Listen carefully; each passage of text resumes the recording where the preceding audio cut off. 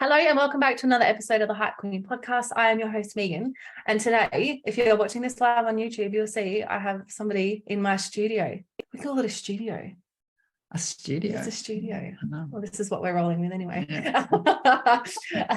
Bringing stuff everywhere. Yeah, anyway. it's got a microphone and, it's got a cute background. So it's like, what else do you want? That's exactly right. It's a studio. I have my mum with me today and I'm very excited. We have been talking about doing a podcast together for a while now, haven't we? We have. It's been a long time. Yeah. So we had different topics in mind. And then in true my mum fashion, I get a text message yesterday saying, I've got a podcast idea for you.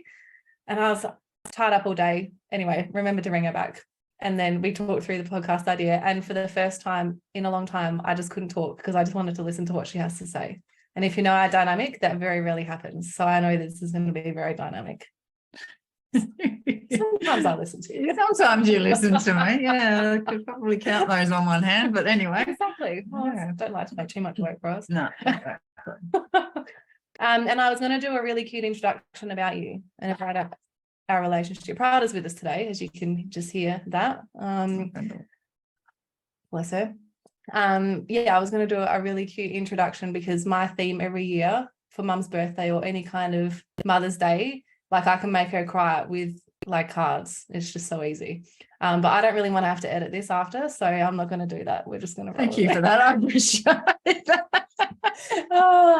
Thanks. It's very, very kind of me. I look at her thinking and I'm going, oh no. It's just going to cry. We'll hold it together, we promise. Actually, that's a lie. We can't promise that. No. We might or might not. So what are we talking about today?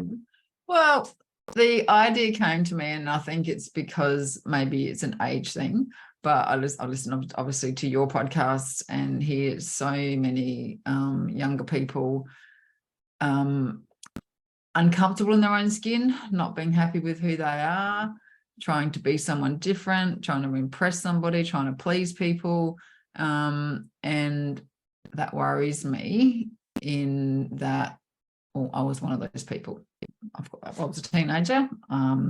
I had things happen when I was young, and I don't know how in depth we're going to go into this, but obviously when you're younger, from a very young age, usually up until about 7, what you absorb is what you kind of take on for many years to come. And mine came from a space of, like many of you, of split marriages where my parents split up. I was only 10.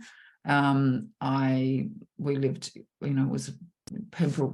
My parents worked a lot, so I had a lot of free time on my own. I was alone a lot, and people would envy that in a way, but yeah, I didn't. I felt lonely and I was unloved, and that, I guess, manifested further along when Mum and Dad split up. It was, what have I done wrong? Why doesn't Dad want to see me? Because he wouldn't see me on weekends, and not that because he didn't want to, but he had his own life to live. But as a child, you don't get that, I guess. And through being a teenager and wanting to be liked, I would do things that, to impress people, what I thought would impress people so that they would like me. And to the point when I was 15, I developed an eating disorder. And I was anorexia. I was very sick for a long time. And anyone that knows anything about anorexia is they call it, it's a disease for I guess you want to be noticed. It's an attention-seeking disease. Sorry, that's what I meant to say. And that's not to put down anybody that's listening to this podcast that has an eating disorder, because if you do, I, from the bottom of my heart, feel for you, because I suffered with one for 6 years. I was hospitalised for 6 months at one point, and for several other times up until I was 21. So, and you think about, just to be liked or just to be noticed, the depths that you will go to, what goes on in your head, and to cause you to be able to do so much harm to your body. And so, I was very fortunate. At 21, I met Megan's dad, and I had my beautiful daughter and my son, who consumed my life for up until their dad and I broke up. So all of a sudden I was alone again. I did have the kids, but I think it brought back a lot of the fears of what's wrong with me. How can I be liked? How can I be noticed? How am I going to live in the world? And it's not, I was fine when I had the kids. It was when the weekends I didn't have the kids, when I had to be on my own skin. I had to all of a sudden now go and find new friends. And the way I did that was to bury myself in drinking alcohol. So I drank a lot, and nobody knows that. It's no secret. By drinking alcohol, I could be somebody that I thought people would like. I was fun. I did party things. I got involved in things that I wouldn't have done sober, all because I needed to feel as though that I was somebody and that I meant something. And I guess it wasn't until I was in my 50s, so a long time of believing that I wasn't good enough, that there was something wrong with me, that I had to do things. I was always, if people didn't talk to me, what have I done wrong? So it could be a simple thing as maybe I passed somebody in the street and I've waved and they didn't wave back. You could imagine the spiraling effect that it would just be from that. Was that, what have I done wrong? I'm trying to think of conversations. Did I do something? Did we say something? Was I drunk and did I forget and I said something? And so spiral. Until I guess when I did get serious about getting well and did some deep work on myself, and that's a lot of the stuff that Megan does now, that I highly, highly recommend that if you can do it at a young age, don't wait until you're 50, 55 actually, to start the work, because it's bloody is possible. And the biggest thing that I did for myself is start questioning about what was going on in my head. The thoughts, most thoughts that you think, and I know that I thought, are absolutely not true. They're absolutely lies. Your brain, and it's an ego thing, is because it tries to protect you. And that's exactly what happens, is that your thought process doesn't like to take you out of your comfort zone, because it's fearful of it. And because you've done so many years, those neural pathways is just built up of doing the same thing over and over and over again, and to do something different is really scary. Just on the power of this work too, do you want to just briefly just touch over I guess what, for a drinking problem, for example, what you would typically do? You go to see somebody, maybe a psychiatrist or maybe a facility or something, and that's kind of the way that you go. And the things that this kind of work and this kind of deep healing isn't recommended or call it prescribed or whatever it is, but this is what you have found after everything else that you had tried. Correct. To get to this point, that this was the tipping point for you. So growing up having an eating disorder, I saw it, and I was in hospital, so I was seeing psychiatrists. Psychiatrists are, and there's nothing wrong with psychiatrists. No. They're great, and they're very good at what they do, but they do it from a medical point of view only. The mindset, and especially back in the 80s. Great year. This stuff wasn't around as much. It was people weren't open to it at all, let alone, or very few people were. You're woo if you were doing this stuff this. Burn on the stake. She's in the loony bin. Chuck her in the loony bin. She's nuts.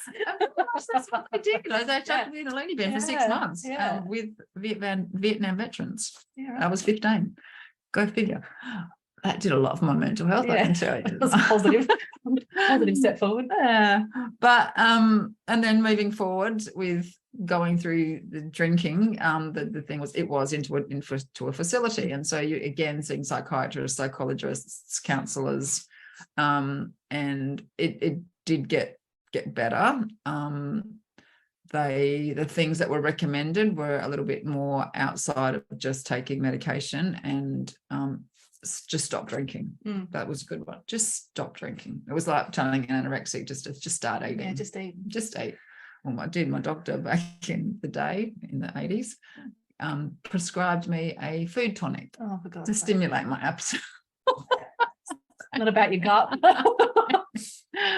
But I was very fortunate, and it was that always been a bit of a nerd, a bit like my daughter, who likes to learn things, and yeah, well, there was nothing wrong with that, but I was very open-minded, and fell into the learning more about what was going on in my head, and that's where I started studying NLP and hypnotherapy and stuff like that, which to no end has helped me, because it's made me question that thought, and so much so I don't know whether you've ever spoken about the work of Byron Katie. No, okay. I haven't, not actively. I have heard thing. Is that the is it true? Is it absolutely? Yeah. Is that he's the one I prepared it? Good job. And it simply is that, like, I have an alter ego, and her name's Genevieve. Okay, so when I have these thoughts, first of all, I have a thought, and it could be he doesn't like me or she doesn't like me, and so my first question is it true? Can I guarantee that it's 100% true? And how does that make me feel if it is true? How it makes you feel? How do I want to feel? Is my next question. And to be able to flip it, it's amazing. Just those 4 questions, I highly recommend it. You might want to put that in. We'll put it in the show notes. The work of Byron Katie. Since I have it written down. But I also have, as I said, this alter ego, and it's really good to talk to my alter ego, because I tell her, Genevieve, and I picked that name because it's the worst possible name that you could ever think of, that I could imagine at the time. No. And I just say, no, not today, Genevieve. And am I allowed to swear? Yeah. I just say, fuck off, Genevieve, not today. You're allowed to swear. It's my podcast. I know, you're the potty mouth. I'm not normally the potty mouth. It says the one that says fuck every 2 seconds. Yeah. All right. Yeah. So, and I actually laugh at it. And it is amazing when you can laugh at those thoughts, how much it flips. Yeah, so shut up. Yeah. Instead of it's just going, no, not today. Or I laugh, and I say it in a funny voice too. No, not today, Genevieve. And it can take me from from going from 0 to a downward spiral up to an upward spiral. Yeah. So I guess that's in a nutshell, is that it's absolutely possible, and that people, I guess, there's so much information out there that now, and it could even be that people will start to be, oh, here's another thing, it's another thing, it's another thing. Yeah. But if I can absolutely 100% look at the first 7 years of your life. Have you talked about the ASA, the adverse childhood experience? No, okay.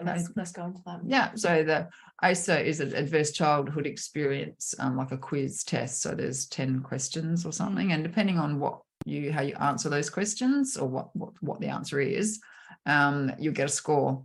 And the higher the score, obviously, the more chance that you're going to have some issues and some thought issues. Yeah. And I scored a 6 out of 10, I think, on with mine. So it was like, oh, well, no wonder I'm fucking screwed. No wonder Jenny's a sucker. Yeah, no wonder. But just doing that, it was like, there's actually nothing wrong with me at all. It's what happened to me that's wrong with me. Yeah. It's not me, myself. I am fine in every way, shape, or form, as is everybody else. Yeah. And it's only our thoughts that change the way we feel about ourselves. Yeah. But if you look at like early childhood, those 0 to 7, and I know Gabby Bernstein says big T and little t trauma. Yeah. Right. So I think obviously, there are some awful things that you go through in life and you never wish on anybody, but there are also the small t traumas. Like, I think what I would define for me, like, is growing up, I had very loving parents. I had, but I carried things like throughout my childhood, with me to adulthood that I've had to dissolve and work through as well. Absolutely. So I think it's when you're going through these thoughts and you do hear something, like somebody's had, whether it's an abusive childhood or whatever that is, not to let that downplay how you experienced your childhood as well. And I think that's really important because we talk about, you know, really obviously heavy hitting things, you know, like with your anorexia mum and drinking and things like that, obviously super heavy. But yeah, there are still those little T traumas that you go through that you do carry with you and that can really, you know, do just as much damage. And that's what happens. Little T's don't ever discredit a little T. They're not little T. Every time it makes me feel sad when people say, oh, but this didn't happen to me. I didn't get abused, or this didn't happen, or something. It's like, it doesn't matter. Yeah. Because those little T's, like a marriage, like a parents breaking up is a trauma for a child. It could be that you witnessed a car accident. It's a trauma. And what happens is that they start getting bunched. Say this is the trauma hole. All the traumas start getting bunched in that same hole, even though they've come from different places. They all get bunched, so they end up massive. So that's the to talk about traumas, I guess, is at that that score. And it's just a bug there. You can cut that out if you want. No, we're rolling one take perfection.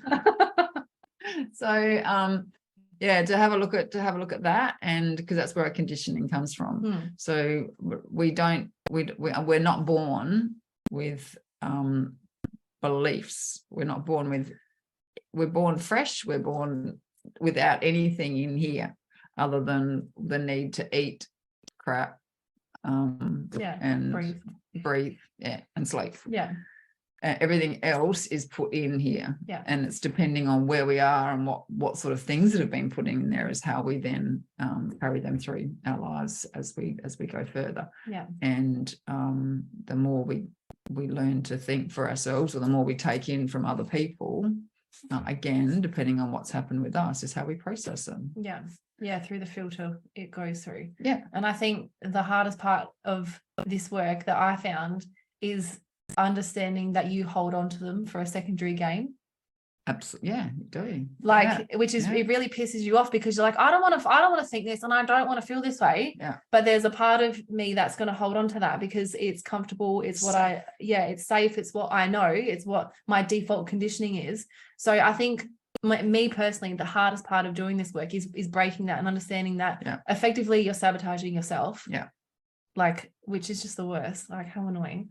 But two, also it is the conditioning of what you had when you were a child, but also the people that you surround yourself with now. Correct. And who you have to let go of in your life. That to me is like the hardest. And I've talked obviously on here about my brother and having, you know, the relationship that we don't have anymore, and even other people around me that you need to get rid of just for your own peace. And it's hard to let go because you feel like you're leaving that peace behind.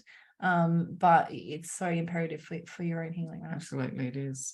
And from me coming from a drinking culture group of friends, I had to leave all of that to be able to get better myself. Some people can drink really well, like they can have a drink and I don't understand those people. How you can just have a drink, one drink, what's the point? Anyway, neither. Hence I no longer drink.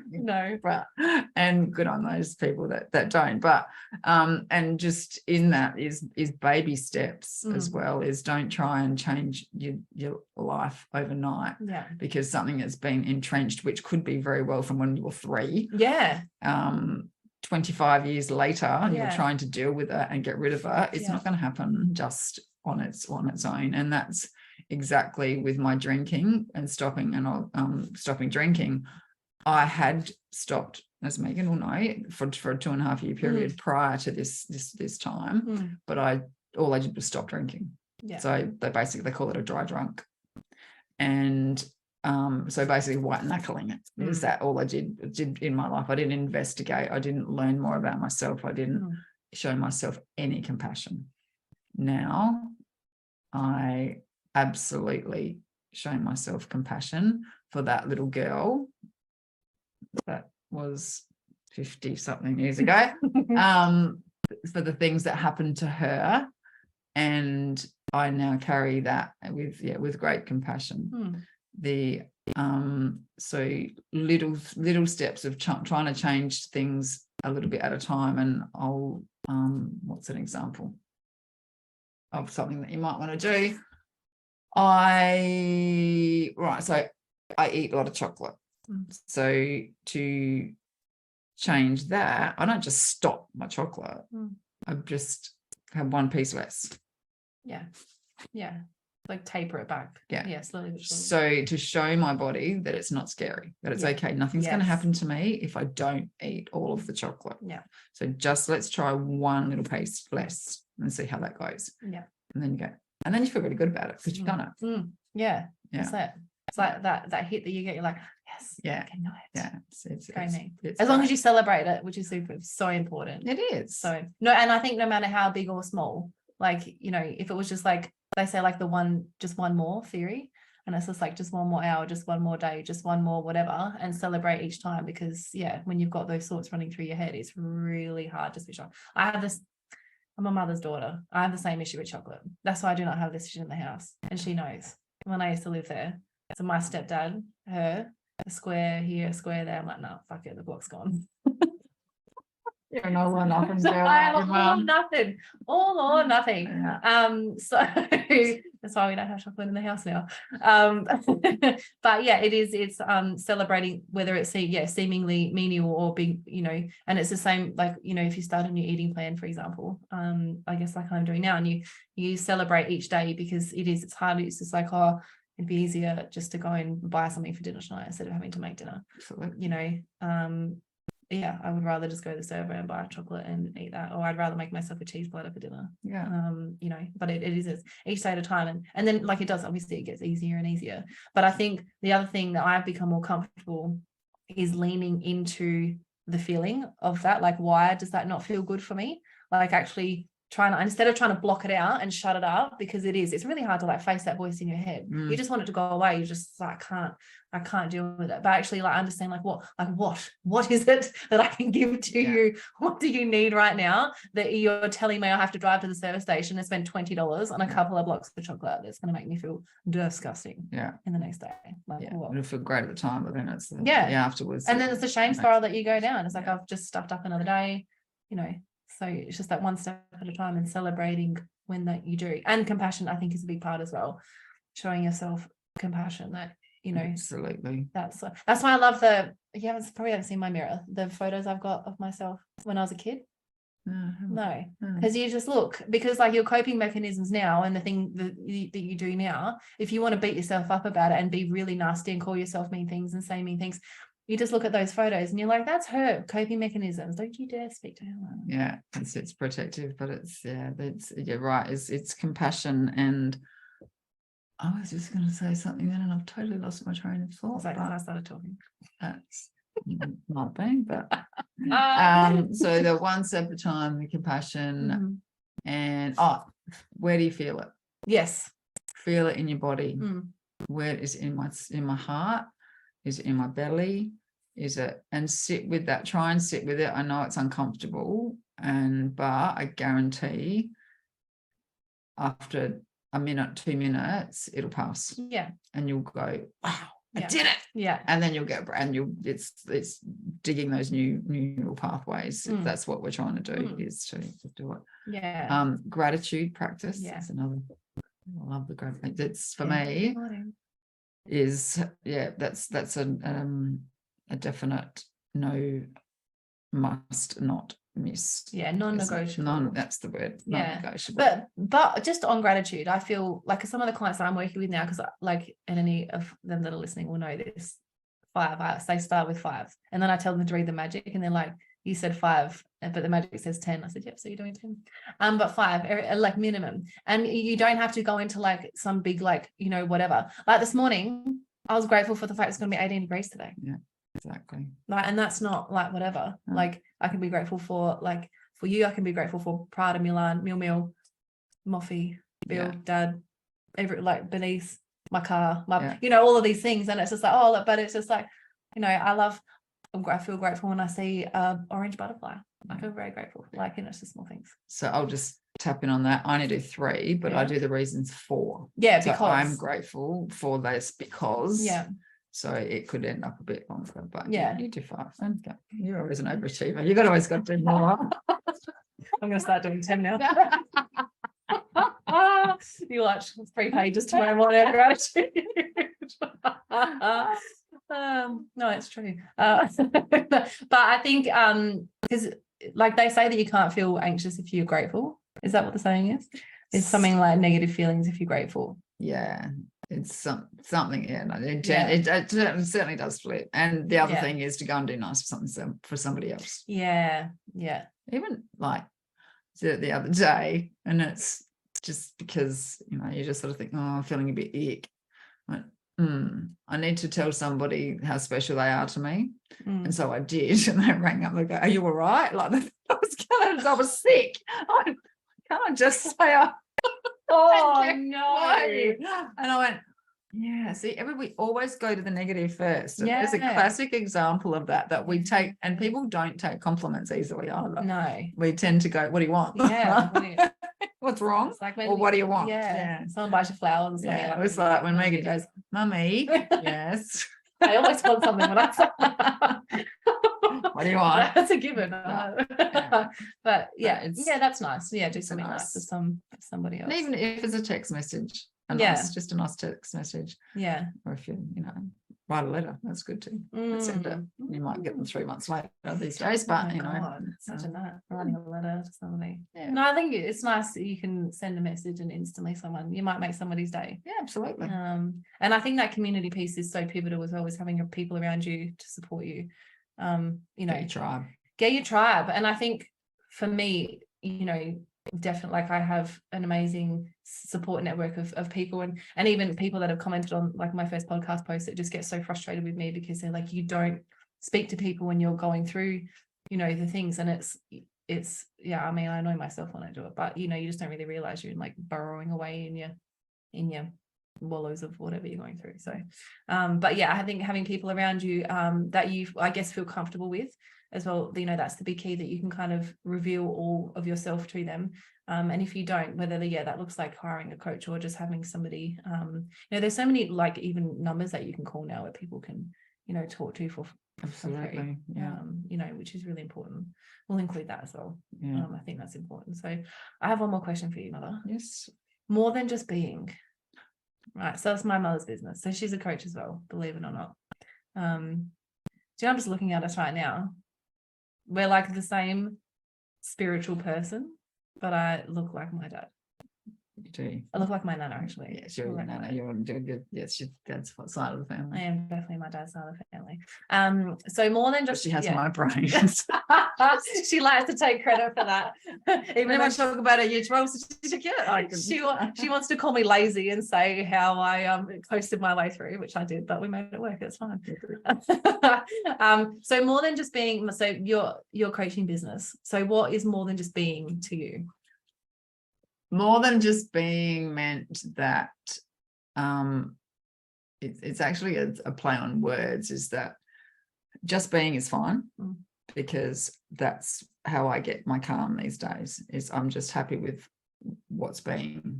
I accept things change all the time. And so it actually isn't the word as in I'm doing more than just being, because I'm not being, I'm just being. And so it's a feeling of when you're just being, you feel more than just being. Oh, I love that. Kind of makes sense. So so it's about being happy in your skin. Yeah. And about liking who you are. And so. That's cute. See, I thought it was like you can just be, and that's okay. But there's more to life than just being. Just being means there's more. More is less. Just being is more is less. More is less. Less is more. Less is more. More is that one. Whatever. Anything else? No, unless you've got any more questions. No. I'm always happy to answer questions. I'm good. We'll tag you so people can check you out as well.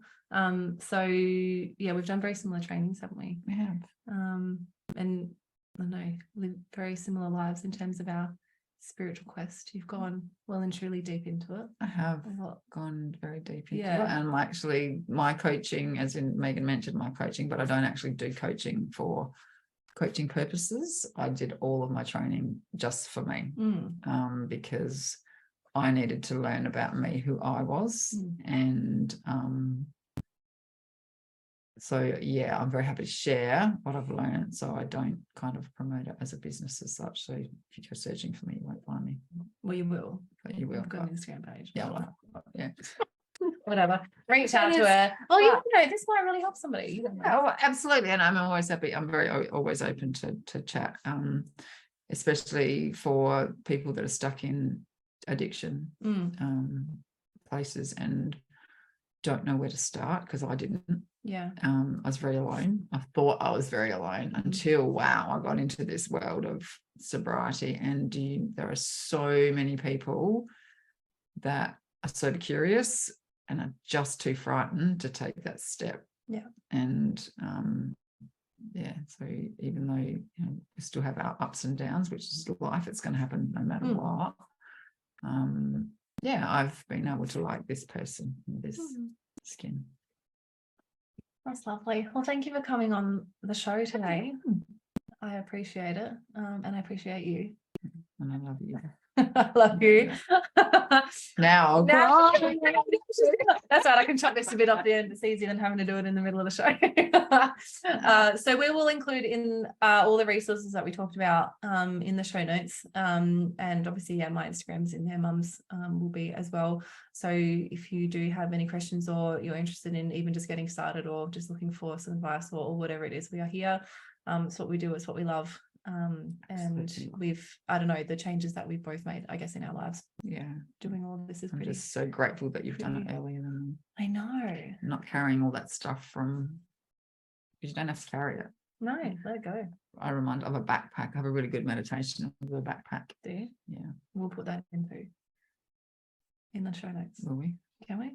Well, I haven't recorded it. Oh, you better bloody record it. You've got till next Tuesday. Okay, thank you for listening. We've gone well into. I didn't know how we were going to talk for this long, but I should expect that we would have.